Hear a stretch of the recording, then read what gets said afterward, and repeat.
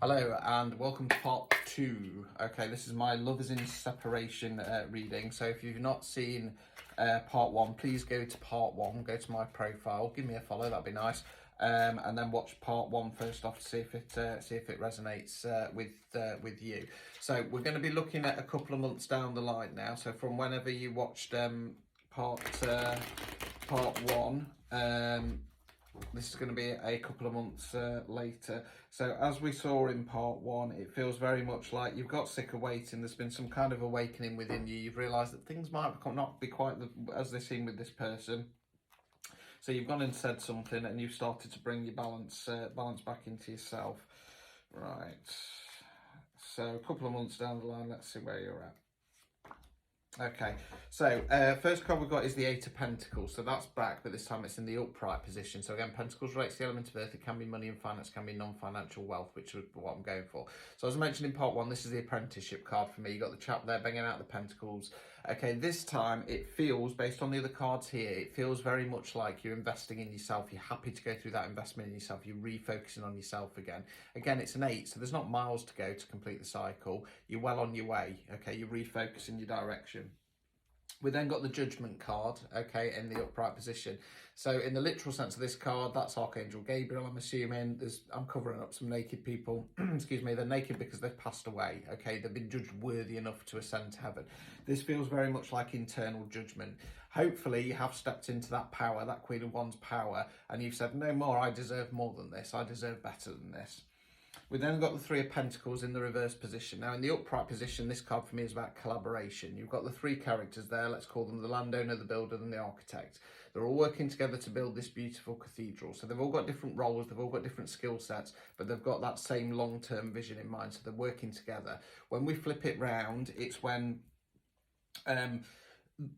the parties are thinking more about themselves. That long-term kind of goal that you all had, or both had in this case, at the start, it's no longer there anymore. Okay, you're pulling in different directions. Let's continue. Okay, we then got the Three of Cups. So Cups relates to the element of water. We're generally talking about something on an emotional level. Now, this for me is the it's a celebration card. First off, you've got the 3 ladies dancing around in a circle.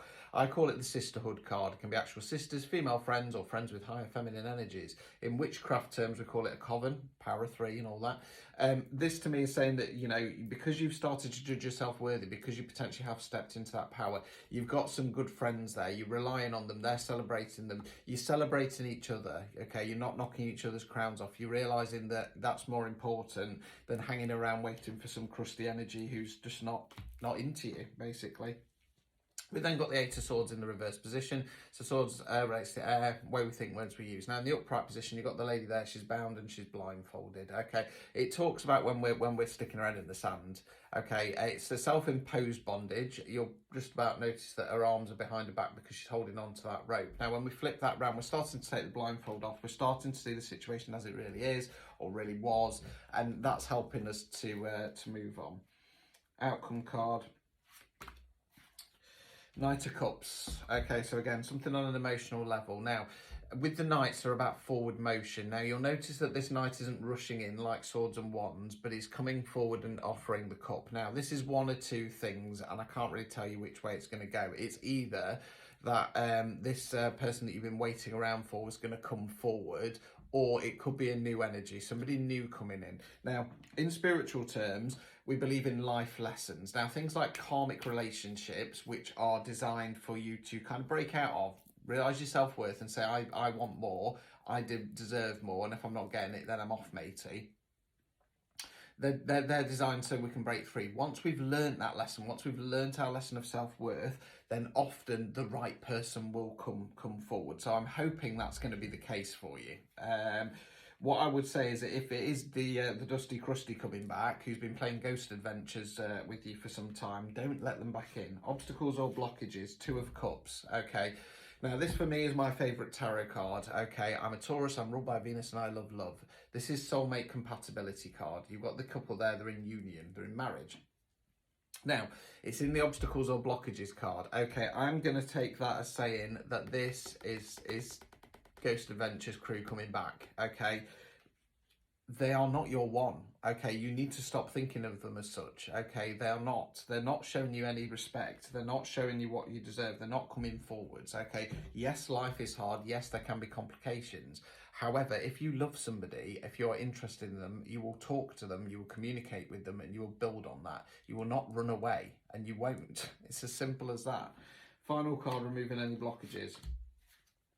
Queen of Swords in the reverse position. Okay, so we're talking about feminine energy here. So again, I'm going to say this is you guys. Now, when the Queen of Swords is in the reverse position, she's not a very good ruler. She's going to get up in her head. She's going to let things tailspin. She's going to say silly things. I'm going to say, remember where this person put you in that headspace, that horrible anxious attachment where you sat around waiting for somebody to call you, where you sat around waiting for somebody to text. And then when they do text, there's no substance to it. Okay. Yeah. You're gonna this is all telling me within the next couple of months you're gonna start realizing the situation. However, because this is a karmic relationship, because this is a karmic situation, it's one thing to go, right, I see it now. It's another when they come back to say, no, I can't do this. You've not shown me the respect I deserve. You've not shown me the love that I am willing to accept. So I'm not playing this game anymore. Okay, because with karmic relationships and karmic situations, they will cycle, repeat, and the universe will test you a number of times to make sure you have learned that lesson.